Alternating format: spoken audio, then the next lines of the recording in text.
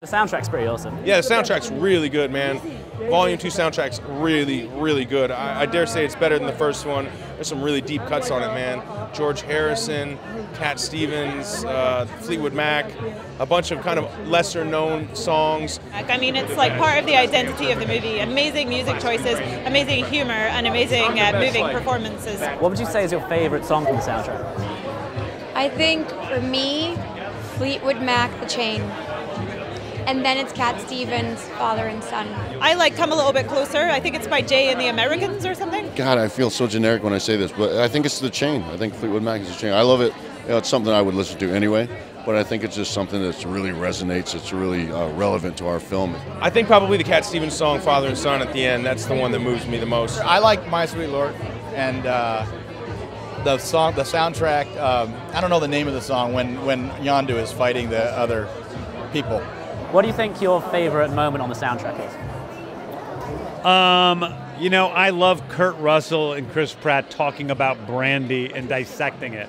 I think it's a great song. I think it's got wonderful lyrics. It's a song that's always affected me, and having those guys actually dissect the song on screen makes it fun for me. It's pretty cool when a soundtrack from the 70s can come out, because there's people who lived with those songs, grew up with those songs, they're familiar, they bring back this sense of like sentimentality, and then there's going to be a whole new generation who's hearing these songs for the first time. And for those artists, it's really great to have their work exposed to a whole new audience. And it's an integral part of the film. And what do you think it adds? Well, I think that, you know, even more in this movie, we see that the songs that I've chosen for all the different parts of the script really help to tell the story about what's going on in the movie, whether it's Brandy or The Chain, you know, or Father and Son. There are parts of the storytelling. What do you think your favorite track is? I love the song Father and Son, and I remember that it's one of the last scenes that we shot, so it was pretty emotional.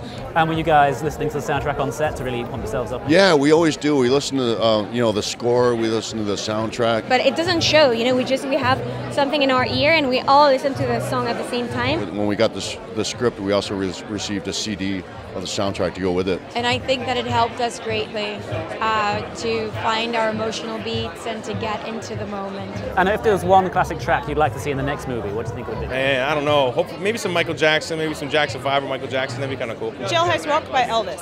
Why that? I just love Elvis so much. He's the greatest. AC/DC all night long. Al Green, Let's Stay Together. You know, I think either that or I'm a big Motown fan. I also feel like Guardians is screaming for a little Journey. I think some Journey would fit in there. Boy, I don't know, man. I leave that stuff up to James Gunn. He personally chooses all the music, and they're so well paired with the scenes that they're involved with. And if you could pick one classic track to be in the next movie, what do you think? What do you want to work into the film? Well, I think that I'd be giving away too much by telling you that, and also I don't know exactly. So, you know, we're dealing with what exactly are the songs I'm going to choose for the next one now. I'm listening to music all the time to kind of see what turns me on, what excites me. It's very early in the process, so this is sort of the fun part of it.